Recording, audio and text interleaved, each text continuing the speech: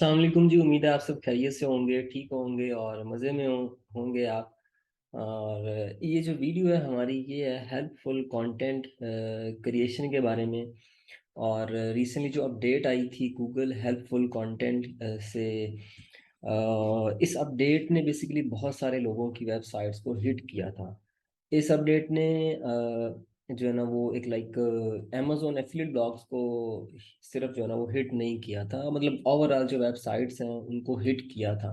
लेकिन चूंकि हम अमेजोन एफिलिएट ब्लॉगिंग करते हैं, यानी एफिलिएट ब्लॉग्स बनाते हैं, तो वहाँ पर ये जो अपडेट है ये बहुत ज़्यादा असरअंदाज होती है। तो ये जो वीडियो है ये मैंने इसीलिए इस बनाई है कि इसके अंदर बताया जाए कि आप हेल्पफुल कंटेंट किस तरह बना सकते हैं। ठीक है जी। तो चलते हैं। बगैर ज़्यादा बातें किए, मुझे लगता है कि आप लोग ज़्यादा जो है ना वो थेरी वाली जो बातचीत है ना वीडियोस, वो पसंद नहीं करते। प्रैक्टिकल की तरफ चलते हैं। प्रैक्टिकल ये बहुत ज़रूरी है।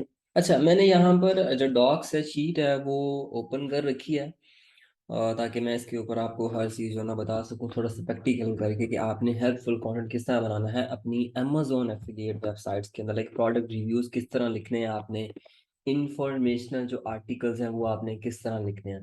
तो सबसे पहले बात करते हैं कि आपने अपनी अमेजोन एफिलिएट ब्लॉग के ऊपर प्रोडक्ट रिव्यूज़ को किस तरह लिखना है।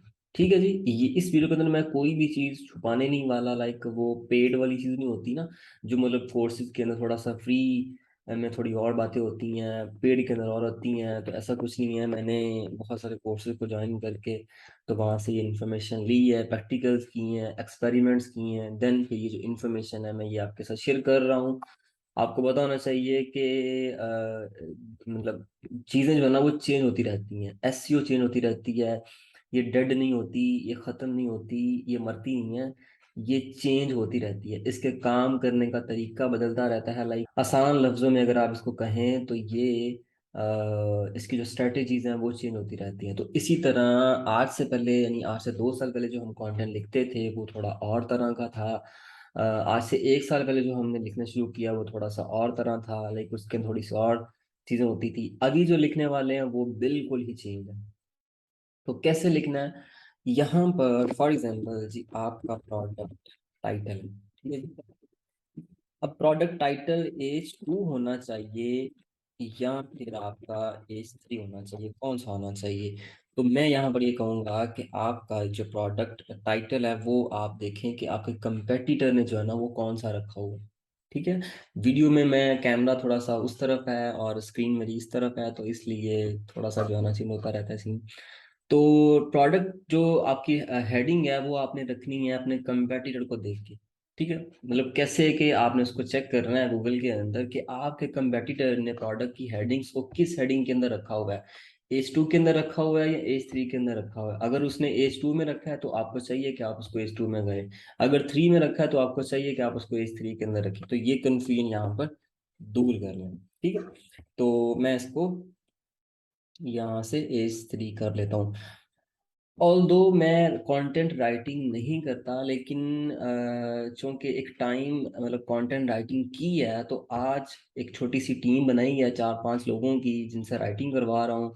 तो अगर मुझे चीज़ें खुद पता हैं तो फिर मैं उनसे लिखवा रहा हूँ और राइटिंग की सर्विसेज उनसे ले रहा हूँ। अगर मुझे ये चीज़ें मतलब पता ना होती तो मैं कैसे, वो तो मुझे कुछ भी लिख के देते होते। तो इसलिए पहले आपके लिए सीखना ही जरूरी है।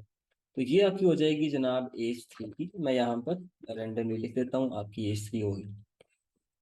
अब जब आपने लाइक शुरू करना है, प्रोडक्ट रिव्यू को शुरू करना है, तो उसके अंदर आपने क्या चीज़ें शेयर करनी है। ठीक है।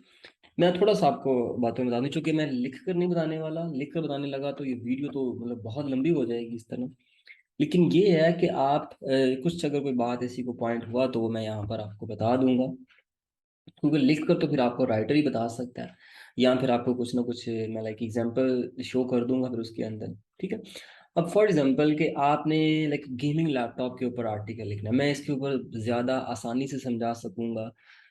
अगर मैं ये एग्जांपल लूँ, आपने एक प्रोडक्ट चूज कर लिया है जी, लाइक एप्पल M1 चिप का जो ये लैपटॉप है, एप्पल मैकबुक, आप उसकी एग्जांपल ले लें। ठीक है, उसके ऊपर आपने एक लाइक उसका रिव्यू करना है, उसको डिस्क्राइब करना है। यहाँ पर एक मैं आपका जो कॉन्सेप्ट है वो क्लियर कर दूं कि रिव्यू और डिस्क्रिप्शन यानी डिस्क्राइब करना ये दो अलग चीजें हैं। अलग चीजें लोगों को मोस्टली जो नए राइटर्स हैं, जो नए लोग हैं, 6 7 माह 8 माह 1 साल पुराने, उनको ये कन्फ्यूजन है, उनको ये गलत फहमी है कि रिव्यू और डिस्क्राइब एक ही चीज़ है, लेकिन ऐसा नहीं है। रिव्यू अलग चीज़ है और डिस्क्राइब अलग चीज़ है। डिस्क्राइब में आप लाइक प्रोडक्ट के जो कंपोनेंट्स होते हैं, लाइक उसकी जो स्पेसिफिकेशंस होती हैं या स्पेक्स होती हैं, आप उनको डिस्क्राइब कर देते हैं जी, इस प्रोडक्ट के अंदर ये भी है, ये भी है, ये भी है और ये भी है। ठीक है, ये इसके लिए, ये इसके लिए, ये इसके लिए और ये इसके लिए। ठीक है, आप उसको इस तरह डिस्क्राइब कर देते हैं, लेकिन हम उसको बोल रहे होते हैं जी ये रिव्यू किया है हमने। और ये चीज आज से हम 2 साल पहले कर रहे थे। ठीक है, मोस्टली अभी भी ये जो एक फॉर्मेट है ना डिस्क्राइब करने वाला, ये आपको अभी भी वेबसाइट्स के ऊपर मिलेगा। तो ये चीज आज से 2 साल पहले, 1 साल पहले ये चीज हो रही थी, और ये चीज आज के टाइम के अंदर गलत है। लोग क्या कर रहे थे, लोग डिस्क्राइब कर रहे थे। ठीक है, अब गूगल क्या चाहता है, गूगल चाहता है कि आप, गूगल तो वैसे तो ये चाहता है कि आप उस प्रोडक्ट को बाय करें, और बाय करके उसको फिर आप उसका जो है ना वो रिव्यू करें। इस्तेमाल करने के बाद जो आपका हैंड्स ऑन एक्सपीरियंस है, आप वो जो है ना लिख कर तो बताएं उसके अंदर। आप उसके अंदर इमेजेस ज़्यादा से ज़्यादा इस्तेमाल करें, लाइक आपने फॉर एग्जांपल जी ये लैपटॉप यूज़ किया, तो आप इसकी तरह तरह एंगल से तस्वीरें लें, जो आपकी जो है ना यानी अपनी इमेजेस होंगी, यूनिक होंगी, आपको किसी डाउनलोड नहीं करनी पड़ेंगी। और बाकायदा इसको इस्तेमाल करने के बाद इसको फिर जो है ना आपने रिव्यू करना है, लिख कर बताना है ईच एंड एवरीथिंग। तो गूगल तो ये चाहता है, जो कि मुश्किल है। अब कौन लैपटॉप एक बाय करे या कुछ भी। आपने फॉर एग्जांपल किचन के ऊपर वेबसाइट बनाई हुई है, तो क्या आप उसके जो है ना बर्तन ही बाय करेंगे? तो इम्पॉसिबल है ये चीज़। ठीक है, तो होगा फिर ये कि हम उसको रिव्यू करेंगे। अब रिव्यू या फीडबैक, ये दोनों चीज़ें एक ही हैं। रिव्यू बेसिकली अगर आप अमेजोन के देखें, यहाँ पर अगर मैं इसको एग्जांपल को ओपन कर लूँ, ये हमने स्क्रीन रिकॉर्डिंग लगाई किस लिए है, फॉर एग्जांपल जी एसर का जो नाइट्रो 5 है, वो हम यहाँ से करते हैं। तो नाम याद हो गए हैं बड़े अच्छे से। तो अगर हम इसके एंड पे जाएं और लोगों के जो रिव्यूज हैं वो जरा जाके चेक करें, अगर आप इनको रीड करते हैं तो आपको ये फील होगा, क्योंकि ये बाकायदा प्रोडक्ट को बाय करने के बाद एक कस्टमर की तरफ से तो फिर ये फीडबैक दिया गया है, यही रिव्यू दिया गया है। बेसिकली गूगल भी यही चीज़ चाहता है कि आप इस तरह रिव्यू करें। ठीक है, इस्तेमाल करने के बाद प्रोडक्ट को, बाय करने के बाद, इस्तेमाल करने के बाद, जो कि इम्पॉसिबल है। तो आपको ये चाहिए कि आप इन रिव्यूज़ को जो है ना वो रीड करें। ठीक है, और फिर आपने उसको रिव्यू करना है। अब रिव्यू कितना करना है और उसका फॉर्मेट क्या होगा? ठीक है, तो रिव्यू करने के लिए आपने अपने कंपेटिटर्स को ज़रा चेक करना है कि वो कितने वर्ड्स के अंदर इसको रिव्यू कर रहे हैं। 500 वर्ड, 400 वर्ड। अब जहाँ तक मेरा एक्सपीरियंस है, लैपटॉप्स के अंदर 500 वर्ड में रिव्यू करना जो है ना वो एक नॉर्मली है। ठीक है, ऑल्दो लोग नहीं इतना जो है ना वो लिखते, लेकिन मैंने 500, 550 वर्ड्स तक यानी 550 वर्ड्स तक रिव्यू किया है लैपटॉप्स के अंदर। होता ये है उसके अंदर कि हम उस लैपटॉप को, यानी फॉर एग्जांपल ये मॉडल है, ठीक है, इसके अंदर हम ये जो है ना सबसे पहले तो इसका जो है ना लाइक इंट्रो बना लेते हैं छोटा सा। ठीक है, और इसका ओवरऑल जो वर्ड काउंट है वो हम अपने जो कंपेटिटर्स है उसको चेक करेंगे, उसने चांसेस हैं कि 300 वर्ड, 350 वर्ड या मैक्सिमम 400 वर्ड्स में किया हो। आपने उससे ज्यादा रिव्यू करना है, ये जहन में रखें। ठीक है, तो ये कंफ्यूजन भी आपकी जो दूर होगी। ठीक है, इंट्रो के अंदर आप इसके बारे में 2 4 5 जो लाइनें लिखें इस लैपटॉप के बारे में, कि भाई ये जो लैपटॉप है ये एसर की तरफ से है, और एसर कंपनी फलां फलां फलां और फलां फलां फलां, 2 से 3 लाइनें ये लिखें। ठीक है, देन आप यहाँ पर एक जो है ना वो परफॉर्मेंस की हेडिंग दे लें, या फिर अगर आपका कीवर्ड है फॉर एग्जांपल कि अगर आपका जो कीवर्ड है वो है बेस्ट लैपटॉप फॉर गेमिंग। ठीक है जी, बेस्ट लैपटॉप फॉर गेमिंग, ये आपका मेन कीवर्ड जिसके ऊपर आप लिख रहे हैं। तो आप यहाँ पर इसकी जो है ना वो इसके अंदर छोटी सी सब हेडिंग बनाएं कि performance on different on games. आप इस तरह करें, परफॉर्मेंस ऑन गेम्स। इसके अंदर अब आपने इन रिव्यूज को रीड करना है। ये जो आपके पास रिव्यूज हैं, और इनको ज़रा रीड करें कि ऑब्वियसली ये गेमिंग लैपटॉप है, तो लोगों ने इसके ऊपर गेम्स खेली होंगी और फिर अपना रिव्यू बताया होगा कि मैंने ये जो लैपटॉप है ये बाय किया है, इसके ऊपर ये गेम्स रन की हैं और ये इतना हीटअप हुआ, इतनी जो है ना वो ये कूल रहा, इसको इतनी जो है ना वो लाइक परफॉर्मेंस, रैम और ग्राफिक कार्ड। ये जो एसर का मॉडल है, ये वाला मॉडल मुझे पसंद नहीं है, लेकिन ये ओपन हो गया। मैं जो ओपन करना चाह रहा था वो कोई और है।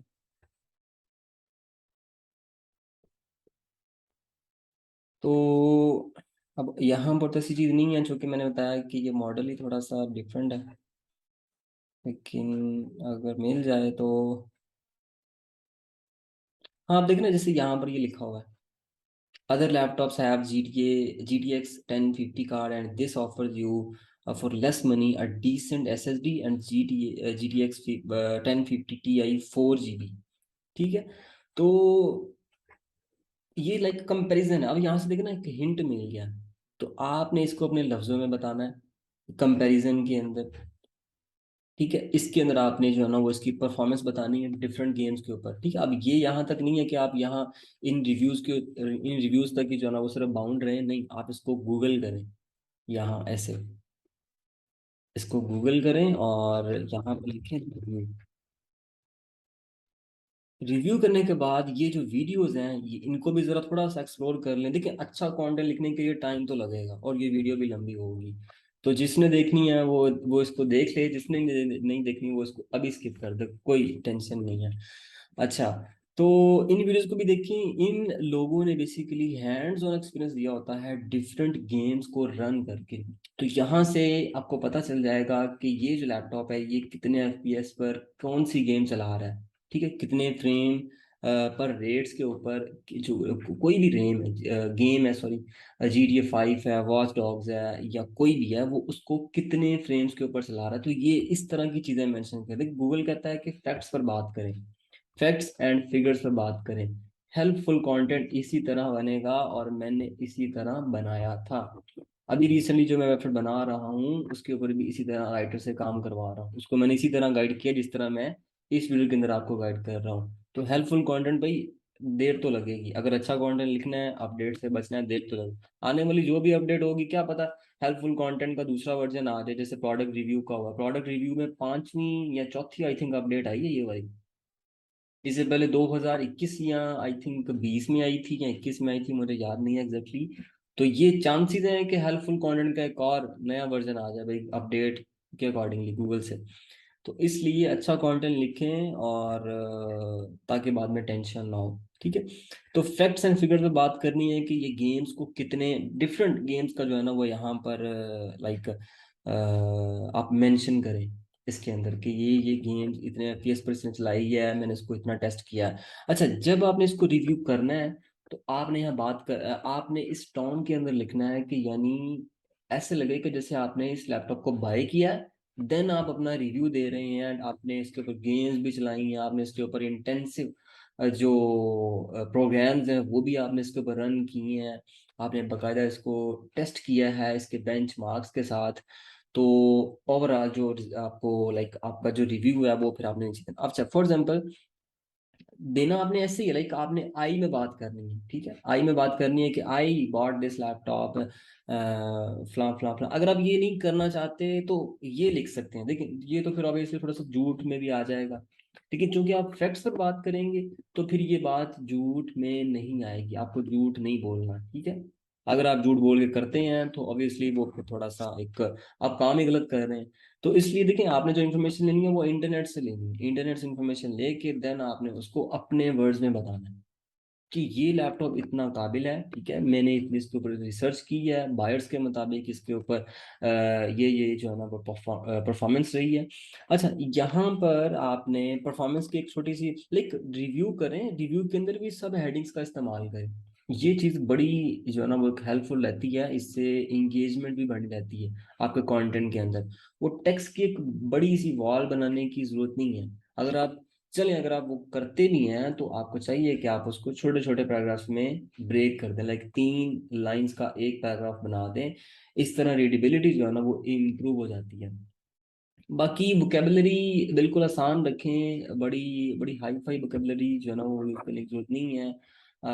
मैंने तकरीबन 2 साल पहले रिसर्च पढ़ी थी कि अराउंड 56% पॉपुलेशन है यूएस में, वो ग्रेड 6 और ग्रेड 7 का जो कंटेंट है वो इजीली रीड कर पाते हैं। ठीक है जी।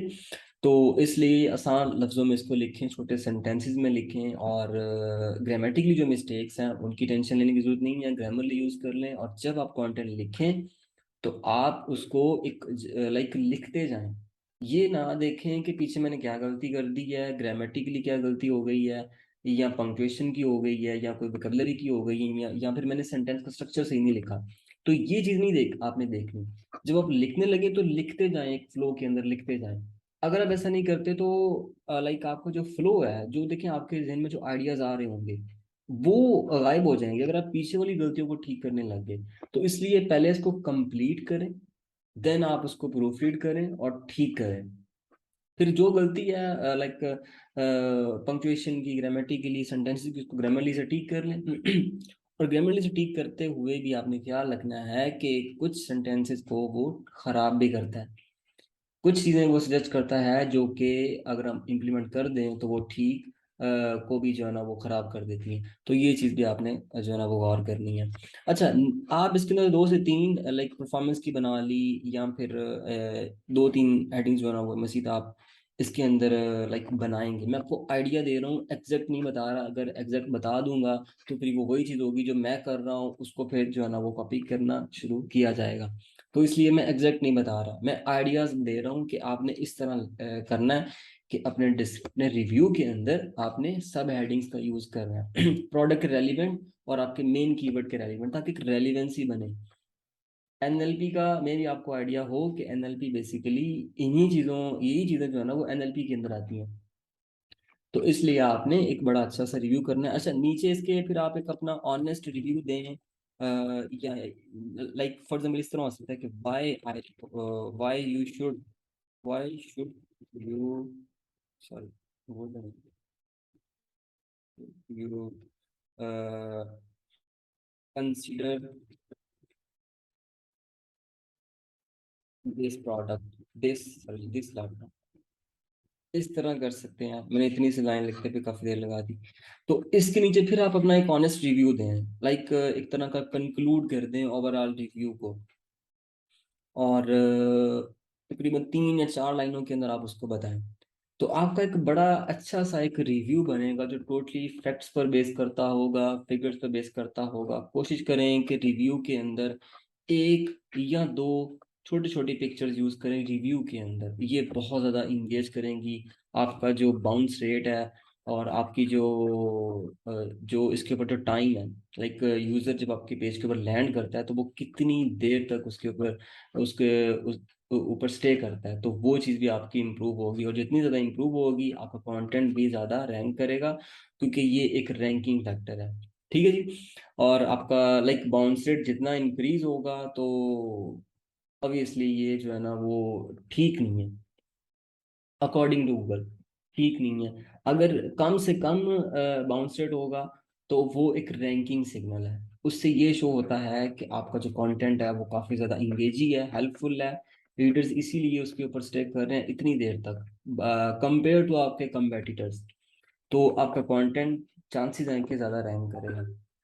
तो ये कुछ चीज़ें। अच्छा, उसके बाद है प्रोज एंड कॉन।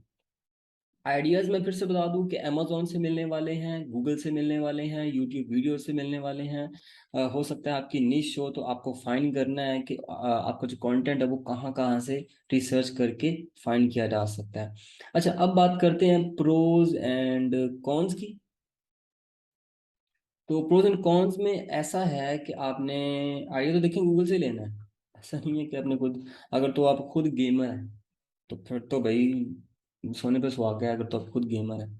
लेकिन अगर आप गेमर नहीं हैं तो फिर अमेजोन के जो ये रिव्यूज़ हैं वो जिंदाबाद, वहाँ से आइडिया लें आप। ठीक है, वैसे भी आपने जब इसको रिव्यू किया होगा इतना डिटेल से तो आपको पता नहीं कौन सा मसला नहीं होने वाला। और इसकी जो स्पेसिफिकेशंस हैं वो भी लाजमी मेंशन करें, और स्पेसिफिकेशंस को जो इसके product sorry pros and cons हैं वो आप A3 के बाद आपको चाहिए कि आप उसको यहाँ पर मेंशन कर दें इस तरह। और स्पेसिफिकेशंस इस प्रोडक्ट की लाजमी होनी चाहिए, स्पेक्स। अच्छा, अब यहाँ पर गूगल ये कहता है कि आप का जो कंटेंट है वो यूनिक होना चाहिए। यूनिक दैट मीन्स कि आपका कंटेंट आपके बाकी जो कंपेटिटर्स हैं उससे यूनिक होना चाहिए। ऐसा नहीं होना चाहिए कि जिस फॉर्मेट में वो लिख रहे हैं, जो कि आज से 2 साल पहले होता था, 1 साल पहले होता था, मैंने मैंने ये किया है कि लाइक हम 100% जो आइडियाज थे, 99% जो कंटेंट आइडियाज थे वो अपने कंपेटिटर से लेते थे। ये मतलब कहते थे कि भाई मतलब जो भी है ना अपने कंपेटिटर, क्योंकि वो रैंक कर रहे हैं ना, तो अगर हम वहां से आइडिया लेंगे तो लिखेंगे तो फिर हमारा भी रैंक करेगा। तो ये कॉन्सेप्ट अभी भी किसी हद तक तो ठीक है, लेकिन देखिए जब बात आती है ना पॉलिसीज की, तो गूगल की पॉलिसीज की, तो फिर अगर उसको फॉलो करें तो वो फिर ये बनता है उसका मतलब कि आप उसको यूनिक काम करें। ठीक है, मैं भी ये कोशिश कर रहा हूँ कि यूनिक जो है ना आपका फॉर्मेट होना चाहिए, यूनिक लेआउट होना चाहिए, और यूनिक अमेजोन की पिक्चर्स होनी चाहिए। कैसे? जो इमेजेस आप मोस्टली होता ही है कि हम एपीआई के जरिए इमेजेस को फेच कर लेते हैं, तो वहां पर यानी कि हर चीज जो है ना वो अमेजोन से आ जाती है ना, जब खींच लेते हैं तो उसके ऊपर क्या करते हैं कि लेजी लोड लगा लेते हैं। अब वो स्पीड के अकॉर्डिंग तो ठीक है, लेकिन वो फिर भी जो इमेजेस हैं वो लाइक वेब की फॉर्मेट के अंदर नहीं है, उनका साइज, उनकी ईच एंड एवरीथिंग वो यूनिक नहीं है। तो आपको अपनी जो इमेजेस हैं वो यूनिक बनानी है। कैनवा में इमेजेस को डाउनलोड करें, उनको कैनवा के अंदर एडिट करें, और उन इमेजेस का जो बैकग्राउंड है वो रिमूव करें। उसके पीछे अपना कोई अच्छा सा खूबसूरत सा प्राइमरी कलर के रेलिवेंट बैकग्राउंड लगाएं, और फिर उन इमेजेस को आप वेब पी फॉर्मेट के अंदर कन्वर्ट करें और फिर उन इमेजेस को लगाएं। इस तरह वो जो इमेजेस हैं ना तो वो गूगल के ऊपर होंगी, कहीं भी नहीं होंगी, और आपकी अपनी यूनिक इमेजेस बन जाएंगी। क्योंकि अमेजोन के ऊपर जो प्रोडक्ट्स होते हैं ना वो वाइट बैकग्राउंड के साथ होते हैं। अगर आप उसको रिमूव कर लें बैकग्राउंड, बीजी बैकग्राउंड रिमूव के जरिए, आई थिंक टूल है गूगल के ऊपर, मैं दिखा देता हूँ आपको। रिमूव बीजी, ये देखिए ये वाला। इसके जरिए आप उसका बैकग्राउंड बैकग्राउंड चेंज कर लें, आपको ऑलरेडी पता होगा इस टूल के बारे में। और देन आपका अपना जो बैकग्राउंड है वो इसके पीछे जो है ना वो प्लेस करें, तो बड़ी एक यूनिक सी इमेज बन जाएगी।